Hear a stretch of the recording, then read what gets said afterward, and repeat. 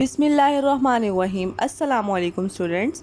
आज हम लोग चैप्टर नंबर 1 नाइन्थ क्लास का फंडामेंटल्स ऑफ केमिस्ट्री पढ़ेंगे, जिसमें हम उसका पहला टॉपिक कवर करेंगे, ब्रांचेस ऑफ केमिस्ट्री।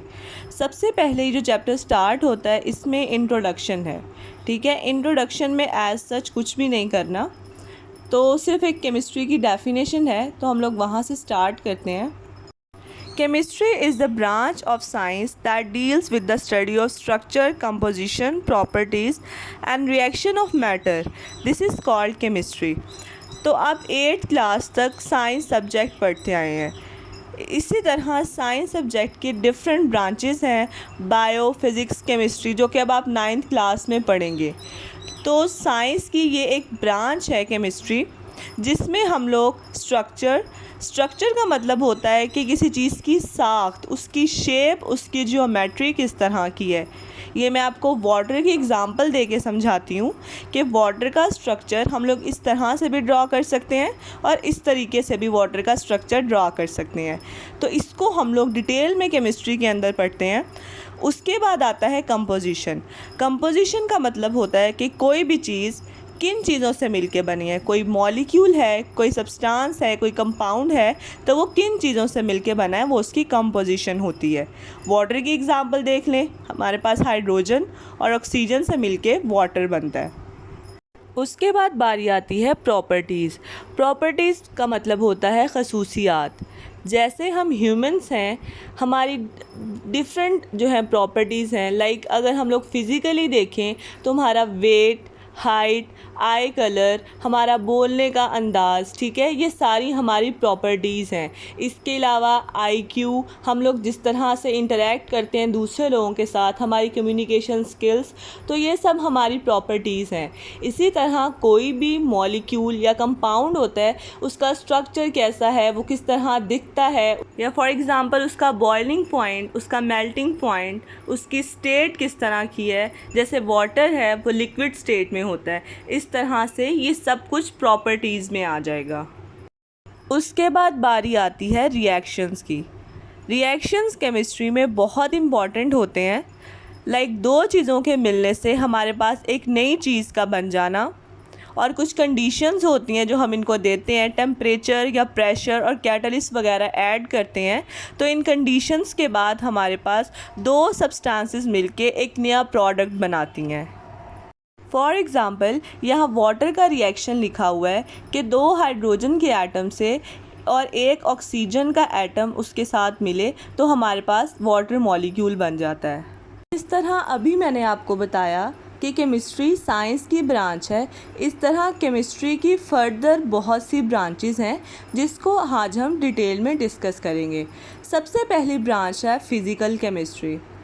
जिस तरह नाम से पता चल रहा है physical chemistry, physical means physique, यानी हमें फ़िज़िकल अपीयरेंस जिस जगह पे हमें पता चल रही होगी वो सारी चीज़ें फ़िज़िकल केमिस्ट्री में आएंगी। फॉर एग्ज़ाम्पल कोई भी एक मॉलिक्यूल है या कंपाउंड है, हमें पता होता है कि वो किन चीज़ों से मिलके बना है। वाटर की एग्ज़ाम्पल हमें देखी थी, उसमें हमें पता था वाटर ऑक्सीजन से मिलके और हाइड्रोजन से मिलके बना है, तो उसकी कंपोजिशन हमें देखने में ही पता चल रही थी। तो फ़िज़िकल केमिस्ट्री में हम लोग कंपोजिशन के बारे में पढ़ेंगे किसी भी कंपाउंड की। उसके अलावा उसकी फ़िज़िकल प्रॉपर्टीज़, फ़िज़िकल ऑब्वियसली जो हमें नज़र आ रही हैं, और उसकी फ़िज़िकल प्रॉपर्टीज़ में जो चेंजेस आ रहे हैं, वो सब कुछ हम लोग फ़िज़िकल केमिस्ट्री में पढ़ेंगे। अब फ़िज़िकल प्रॉपर्टीज़ कौन कौन सी हो सकती हैं? फ़िज़िकल प्रॉपर्टीज़ में किसी भी चीज़ का स्ट्रक्चर है, क्योंकि देखने से ही हमें पता चल जाता है कि इसकी क्या शेप है। शेप हमें फ़िज़िकली नज़र आ रही होती है, तो वो फ़िज़िकल केमिस्ट्री में आएगी। स्ट्रक्चर है, उसके बाद फॉर्मेशन ऑफ मॉलिक्यूल। जिस तरह हमने पीछे वाटर मॉलिक्यूल की फॉर्मेशन देखी थी कि हाइड्रोजन और ऑक्सीजन एटम से मिलके हमारे पास वाटर मॉलिक्यूल बना है, तो इसी तरह से हम लोग डिफरेंट कंपाउंड्स का देखेंगे कि मॉलिक्यूल जो है वो हमारे पास किस तरह से बना है। तो ये सारी चीज़ हम लोग फ़िज़िकल केमिस्ट्री में पढ़ेंगे। उसके बाद इन फ़िज़िकल प्रॉपर्टीज़ पे टेम्परेचर और रेडिएशन का इफ़ेक्ट क्या है और किस तरह से होता है। फॉर एग्ज़ाम्पल हम लोग फ़िज़िकल प्रॉपर्टी वाटर की ही देख लेते हैं। मैं आपको वाटर की एग्ज़ाम्पल इसलिए बार बार दे रही हूँ ताकि आप लोगों को समझने में आसानी हो। सबसे पहले हम लोग टेम्परेचर का इफ़ेक्ट देखेंगे। रूम टेम्परेचर पे वाटर हमें पता है कि वो लिक्विड फॉर्म में होता है, ठीक है, उसकी स्टेट लिक्विड होती है। लेकिन जैसे ही हम लोग टेम्परेचर हाई कर देते हैं अप टू 100 तो वाटर बॉयल होना स्टार्ट हो जाता है, तो वो गैस में कन्वर्ट हो जाता है। बिल्कुल इसी तरह जब हम लोग टेम्परेचर कम कर देंगे, जैसे हम लोग पानी को फ्रिज में रख देते हैं तो वो बर्फ़ बन जाता है, सॉलिड फॉर्म में आ जाता है, तो वाटर की फ़िज़िकल प्रॉपर्टी चेंज हो गई है। इसी तरह से हम लोग ये टेम्परेचर का इफ़ेक्ट देखेंगे। टेम्परेचर को कम या ज़्यादा करने से कोई भी हमारे पास कंपाउंड है उसकी फ़िज़िकल प्रॉपर्टी चेंज हो जाती है, तो इस चीज़ को भी हम लोग फ़िज़िकल केमिस्ट्री में पढ़ेंगे। इसके अलावा हम लोग रेडिएशंस का इफ़ेक्ट देखते हैं कि जब कोई भी मॉलिक्यूल रेडिएशंस को एब्जॉर्ब करता है तो उसकी फ़िज़िकल प्रॉपर्टीज़ चेंज हो जाती हैं। जब भी रेडिएशंस आती हैं किसी भी मॉलिक्यूल पे, वो उनको एब्जॉर्ब करता है, उसके अंदर जो इलेक्ट्रॉन्स होते हैं वो एक्साइटेड स्टेट पे चले जाते हैं, उनसे उनकी फ़िज़िकल प्रॉपर्टीज़ जो हैं वो चेंज हो जाती हैं। उनकी सॉल्युबिलिटी, कलर, विस्कोसिटी, उनका फेस यानी कि लिक्विड, सॉलिड, गैसेस, इस तरह से इनमें चेंजेस आ जाते हैं। ये था फिज़िकल केमिस्ट्री। अब बारी है ऑर्गेनिक केमिस्ट्री की। कोई भी ऐसे कोवलेंट कंपाउंड्स ऐसे कंपाउंड्स होते हैं जिसमें हमारे पास कोवलेंट बॉन्डिंग्स होती हैं। कोवलेंट बॉन्डिंग जो है वो म्यूचुअल शेयरिंग होती है इलेक्ट्रॉन की, उससे हमारे पास बॉन्ड बनता है। तो जहाँ जिस भी कंपाउंड में कोवलेंट बॉन्डिंग होती है तो वो हमारे पास कोवलेंट कंपाउंड्स होते हैं। कोई भी ऐसे कोवलेंट कंपाउंड जिसमें कार्बन या हाइड्रोजन पाया जाता है, ये मैं आपको यहाँ पे एक पिक्चर शेयर कर रही हूँ। इसमें आप लोग देख सकते हैं सिर्फ कार्बन और हाइड्रोजन है हमारे पास, उसके अलावा कोई भी एलिमेंट नहीं है। तो जहाँ पे भी किसी भी कंपाउंड में अगर आप कार्बन और हाइड्रोजन देखेंगे तो आप लोग समझ जाइएगा कि ये एक ऑर्गेनिक कंपाउंड है और इसको हम लोग ऑर्गेनिक केमिस्ट्री में पढ़ेंगे। बुक में एक चीज़ मेंशन की हुई है, carbon, hydrogen and their derivatives. अब डेरिवेटिव क्या होता है कि कोई भी कंपाउंड होगा उसमें दूसरे एलिमेंट तो हो सकते हैं लेकिन कार्बन और हाइड्रोजन का होना ज़रूरी है। अब इस तरह तस्वीर में यहाँ देख सकते हैं ऑक्सीजन भी लगा हुआ है, बेंजीन रिंग भी लगा हुआ है, लेकिन फिर भी ऑर्गेनिक कंपाउंड है। क्यों? क्योंकि इसमें कार्बन भी है और हाइड्रोजन भी है। कोई भी ऐसा कंपाउंड जिसमें कार्बन हो, हाइड्रोजन हो, तो वो ऑर्गेनिक कंपाउंड ही होगा, उसको ऑर्गेनिक केमिस्ट्री में स्टडी करेंगे।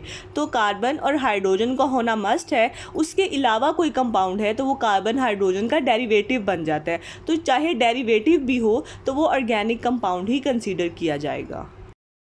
ऑर्गेनिक कंपाउंड्स नेचुरली भी होते हैं, कुदरती भी पाए जाते हैं, या फिर हम इसको लेबॉर्ट्री वगैरह में सिंथेसाइज भी कर सकते हैं, यानी लैब में हम खुद भी इनको बना सकते हैं। उसके बाद हम इसका स्कोप देखेंगे कि ऑर्गेनिक कंपाउंड्स को हम लोग यूज़ करते हुए डिफरेंट प्रोडक्ट्स बना सकते हैं इंडस्ट्रीज़ के अंदर। तो मेनली यहाँ पेट्रोलियम, पेट्रोकेमिकल और फार्मास्यूटिकल इंडस्ट्री का जिक्र किया गया है। पेट्रोलियम इंडस्ट्री को हम लोग ऑयल और गैस इंडस्ट्री भी कहते हैं। इसमें हमारे पास डिफरेंट फ्यूल्स बनते हैं लाइक पेट्रोल, डीजल्स वगैरह, ठीक है। पेट्रोकेमिकल इंडस्ट्री क्या होती है? पेट्रोलियम प्रोडक्ट्स जो होते हैं इसको हम लोग यूज़ करते हुए डिफरेंट केमिकल प्रोडक्ट्स बनाते हैं जो फर्दर आगे किसी चीज़ को बनाने में यूज़ होते हैं। फार्मास्यूटिकल इंडस्ट्री क्या होती है? जहाँ पे मेडिसिन या वैक्सीनेशंस पे सारा काम होता है, ये चीज़ें बनती हैं, तो वो वाली जो इंडस्ट्री है उसको हम लोग फार्मास्यूटिकल इंडस्ट्री कहते हैं। उसके बाद बारी आती है इनऑर्गेनिक केमिस्ट्री की। इनऑर्गेनिक केमिस्ट्री में जितने भी हमारे पास एलिमेंट हैं except carbon, hydrogen and their derivatives, carbon, hydrogen और डेरिवेटिव्स इनके जहाँ भी आएगा वो हमारे पास ऑर्गेनिक कंपाउंड होगा। लेकिन कार्बन, हाइड्रोजन और इनके डेरिवेटिव्स जहाँ नहीं आएगा, इसको छोड़ के इसके अलावा बाकी जितने भी हमारे पास एलिमेंट्स हैं वो सारे इनऑर्गेनिक कंपाउंड्स हैं। फॉर एग्ज़ाम्पल यहाँ पे कुछ इनऑर्गेनिक कंपाउंड्स हैं हमारे पास। फॉर एग्ज़ाम्पल यहाँ NaCl है, कार्बन तो यहाँ पे है लेकिन हाइड्रोजन यहाँ नहीं है, इसलिए ये ऑर्गेनिक कंपाउंड नहीं होगा। या तो कार्बन हो या हाइड्रोजन हो, फिर हमारे पास इनऑर्गेनिक कंपाउंड ही रहेगा। अगर कार्बन और हाइड्रोजन किसी भी कंपाउंड में एक साथ आ जाते हैं तो फिर वो ऑर्गेनिक कंपाउंड होंगे। लेकिन अगर एक होगा, कार्बन होगा किसी कंपाउंड में या हाइड्रोजन होगा, तो वो ऑर्गेनिक कंपाउंड नहीं होगा, फिर वो इनऑर्गेनिक कंपाउंड होगा। उसके बाद उन्होंने हमें ये बताया कि जो हमारे पास डिफरेंट इनऑर्गेनिक कंपाउंड्स होते हैं ये केमिकल इंडस्ट्रीज़ में यूज़ होते हैं और इससे हम लोग डिफरेंट प्रोडक्ट्स बनाते हैं। कौन कौन सी केमिकल इंडस्ट्री में यूज़ होते हैं? Cement industry, glass industry, ceramics industry. Ceramics industry वो होती है जहाँ पे ब्रिक्स और टाइल्स वगैरह बनती हैं। इन इंडस्ट्रीज़ में हमारे पास इनऑर्गेनिक कंपाउंड्स यूज़ होते हैं। तो ये था हमारे पास इनऑर्गेनिक केमिस्ट्री। नेक्स्ट ब्रांच हमारे पास है biochemistry. Bio means life, living organism का स्ट्रक्चर, उसकी कंपोजिशन और लिविंग बॉडी के अंदर जितने भी केमिकल रिएक्शंस हो रहे होते हैं उन सब की स्टडी को हम लोग बायोकेमिस्ट्री में पढ़ते हैं। ठीक है, उसके अलावा उन्होंने हमें कहा हुआ है कि जो लिविंग ऑर्गेनिजम्स होते हैं इनके अंदर लिविंग बॉडी में जितने भी केमिकल रिएक्शंस हो रहे होते हैं, जहाँ जहाँ केमिकल रिएक्शन हो रहा होता है वो मेटाबॉलिज्म होता है। इन मेटाबॉलिज्म को हम लोग बायोकेमिस्ट्री में स्टडी करते हैं। उसके अलावा जब भी हम कोई फूड इनटेक करते हैं उसके अंदर डिफरेंट बायो मॉलिक्यूल्स होते हैं, like carbohydrates, protein, fats, vitamins वगैरह। तो इन सब को जितने भी बायो मॉलिक्यूल्स हैं हम लोग डिटेल्स से स्टडी भी बायोकेमिस्ट्री में करते हैं। लाइक कार्बोहाइड्रेट है तो वो किन चीज़ों से मिलके बना है, किस तरह से बना है, इसके क्या फंक्शंस हैं, क्या यूजेस हैं। तो इन सब बायो मॉलिक्यूल्स को हम लोग डिटेल से बायोकेमिस्ट्री में पढ़ते हैं। उसके बाद हम कोई भी फूड इनटेक करते हैं तो उससे हमारे अंदर एनर्जी होती है। आपने फ़ील किया होगा कि जब भी आप खाना नहीं खाते, एक दिन नहीं खाते, 2 दिन तो खैर बहुत ज़्यादा हो जाते हैं, एक दिन अगर आप खाना नहीं खाते तो आप बहुत लो फील कर रहे होते हैं। जैसे ही आप खाना खाते हैं तो उससे आप में एनर्जी आ जाती है। तो साइंटिस्ट ने ये चीज़ को नोट किया कि जब भी हम खाना खाते हैं उससे हमारे अंदर एनर्जी आती है। तो ये इस चीज़ को पूरा स्टडी करना चाहिए, इस चीज़ को थ्रू आउट हमें देखना चाहिए कि ये किस तरह से हम लोग क्या फूड इनटेक करते हैं और किस तरह से एनर्जी हम में आती है। तो इसके लिए उसने एक डिफरेंट ब्रांच बना दी बायोकेमिस्ट्री, जिसमें हम लोग ये देख सकेंगे कि किस तरह से हम लोग कोई भी फूड इनटेक करते हैं जिसकी वजह से हमारी बॉडी में एनर्जी आती है। उसके अलावा हमारी बॉडी में जितने भी बायोलॉजिकल चेंजेस आते हैं ड्यूरिंग डिजीज़, लाइक हमें अगर बुखार हो जाता है, हमारी बॉडी का नॉर्मली 36 to 37 टेम्परेचर होता है, लेकिन जब हमें बुखार हो जाता है तो वो टेम्परेचर चेंज हो जाता है। तो उससे क्या हुआ कि हमारी बॉडी में चेंजेस आ जाती हैं। कोई भी बीमारी होने से जो हमें चेंज आता है उन चीज़ों को भी हम बायोकेमिस्ट्री में पढ़ते हैं। आगे बायोकेमिस्ट्री की एप्लीकेशंस डिफरेंट फील्ड्स में बताई हुई हैं। मेडिसिन, फूड साइंस और एग्रीकल्चर वगैरह में इसकी एप्लीकेशन है। नेक्स्ट जो ब्रांच है हमारे पास है इंडस्ट्रियल केमिस्ट्री। इसमें हम लोग क्या करते हैं, डिफरेंट केमिकल कंपाउंड्स को बनाते हैं एट कमर्शियल स्केल, यानी तजारती पैमाने पे हम लोग बहुत से केमिकल कंपाउंड्स को बनाते हैं। अब वो chemical compounds O2, Cl, NH3, NaOH, HNO3, H2SO4, sulphuric acid, मतलब ये डिफरेंट केमिकल कंपाउंड्स हैं जिसको हम लोग एक इंडस्ट्री में तैयार करते हैं। उसके बाद इन्हीं केमिकल कंपाउंड्स को ले जाते हैं किसी दूसरी इंडस्ट्री में, उससे हम लोग और चीज़ें बनाते हैं। ठीक है, इसको हम रॉ मटेरियल के तौर पे यूज़ करते हैं और डिफरेंट चीज़ें बनाते हैं, जैसे कि fertiliser, soap, textile, paint, paper, agriculture products. ठीक है, ये सारी चीज़ें जो हैं हम लोग, ये जो हमारे रॉ मटेरियल होते हैं जो हमने एक और इंडस्ट्री में तैयार किए होते हैं, जो केमिकल कंपाउंड्स होते हैं, इससे हम लोग डिफरेंट प्रोडक्ट्स बना सकते हैं। तो बेसिकली यहाँ पे मैंने 2 इंडस्ट्रीज़ का जिक्र किया है, एक ऐसी जहाँ पे केमिकल कंपाउंड्स बनते हैं और कुछ ऐसे इंडस्ट्रीज़ होती हैं कि वही chemical compounds as a raw material use करके हम लोग डिफरेंट प्रोडक्ट्स बनाते हैं, फर्टिलाइज़र्स वगैरह, पेंट्स वगैरह, ये सारी चीज़ें बनती हैं। तो ये सारा काम जहाँ हो रहा होता है तो इस ब्रांच को हम लोग कहते हैं इंडस्ट्रियल केमिस्ट्री। नेक्स्ट हमारे पास है nuclear chemistry. Radio activity, nuclear processes और इनकी प्रॉपर्टीज़ जो है हम लोग न्यूक्लियर केमिस्ट्री में पढ़ते हैं। सबसे पहले मैं आपको बताती हूँ कि रेडियो एक्टिविटी होता क्या है। कोई भी हमारे पास एक एलिमेंट होता है जिसकी एनर्जी बहुत ज़्यादा हाई होती है।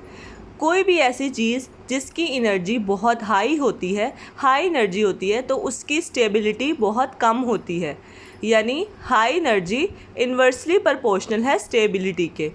जिसकी एनर्जी ज़्यादा होती है वो चीज़ स्टेबल नहीं होती है। ये कॉन्सेप्ट आप अच्छे से याद रख लीजिएगा क्योंकि ये आगे बहुत सी चीज़ों में आपके काम आने वाला है।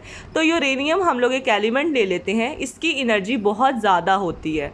तो ये एक रेडियो एक्टिव एलिमेंट है। ये क्या करता है, रेडिएशंस को एमिट करता है, अपने अंदर से रेडिएशंस निकालता है, जिसके ज़रिए क्या होता है, इसकी एनर्जी कम हो जाती है। अब अगर एनर्जी ज़्यादा थी तो स्टेबिलिटी कम थी, लेकिन यहाँ इसकी एनर्जी कम हो जाती है। एनर्जी अगर कम होगी तो स्टेबिलिटी ज़्यादा हो जाएगी। तो ये सारा जो फिनोमेना है इसको हम लोग कहते हैं रेडियो एक्टिविटी। रेडियो एक्टिविटी और इसके अलावा कुछ न्यूक्लियर प्रोसेसेस होते हैं और कुछ न्यूक्लियर प्रॉपर्टीज़ होती हैं, इन सब को हम लोग न्यूक्लियर केमिस्ट्री में पढ़ते हैं। अब मैंने आपको बताया था कोई भी एलिमेंट जो होता है वो रेडिएशंस जो है एमिट करता है। तो ये रेडिएशंस अगर हम एब्जॉर्ब कर लें, कोई ह्यूमन, प्लांट्स या कोई भी लिविंग ऑर्गेनिज्म रेडिएशंस को जब एब्जॉर्ब करते हैं तो स्किन कैंसर और डिफरेंट डिजीज़ होने का उनको ख़तरा होता है। तो ये एक डिसएडवांटेज आ गया। कुछ रेडिएशंस हमारे पास यूज़फुल भी होती हैं, उनकी डिफरेंट एप्लीकेशंस होती हैं। जैसे कुछ रेडिएशंस को हम लोग मेडिकल ट्रीटमेंट में भी यूज़ करते हैं। लेट्स सपोज आपने सुना होगा कि किसी इंसान को कैंसर होता है तो डिफरेंट रेडिएशंस रेस के ज़रिए उस कैंसर का जो पार्ट होता है, जिस जगह कैंसर होता है, उससे रेस के ज़रिए उसको ख़त्म किया जाता है, उनकी रेडियोथेरेपी करते हैं। उसके अलावा प्रिजर्वेशन ऑफ फूड, ये रेडिएशंस को यूज़ करते हुए हम लोग फूड को प्रिजर्व करते हैं। उसके बाद हम लोग इलेक्ट्रिसिटी भी जनरेट करते हैं। हमारे पास बड़े बड़े न्यूक्लियर पावर प्लांट होते हैं जिनमें हम लोग रेडिएशंस को यूज़ करते हुए इलेक्ट्रिसिटी प्रोड्यूस करते हैं। तो ये हमारे पास था न्यूक्लियर केमिस्ट्री। नेक्स्ट ब्रांच हमारे पास है इन्वायरमेंटल केमिस्ट्री। इसमें हम लोग कंपोनेंट्स ऑफ एनवायरनमेंट, यानी किन किन चीज़ों से मिलके हमारा एनवायरनमेंट बनता है, इसको स्टडी करते हैं।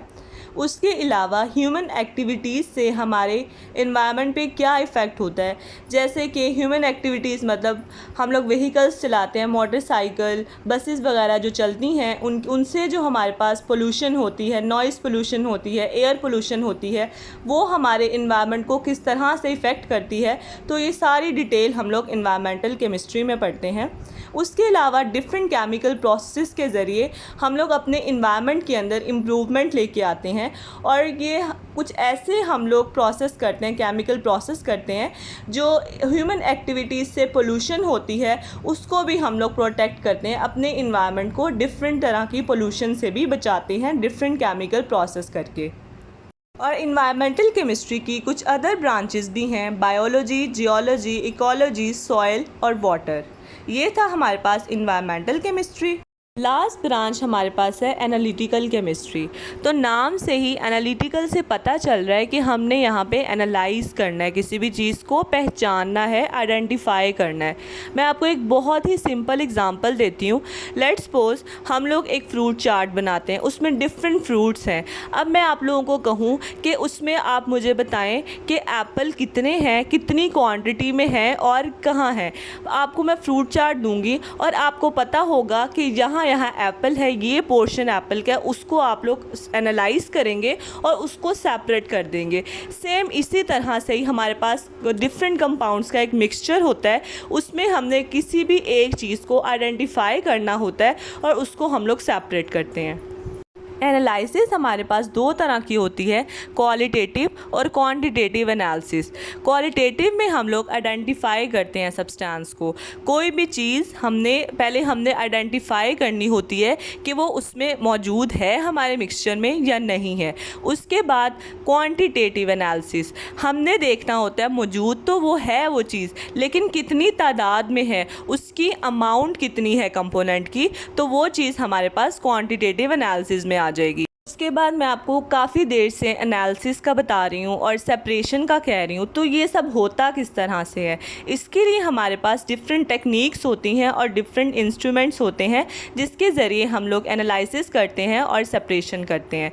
एनालिटिकल केमिस्ट्री के डिफरेंट स्कोप हैं, फूड, वाटर, इन्वायरमेंटल और क्लिनिकल एनालिसिस में हमारे पास एनालिटिकल केमिस्ट्री यूज़ होती है।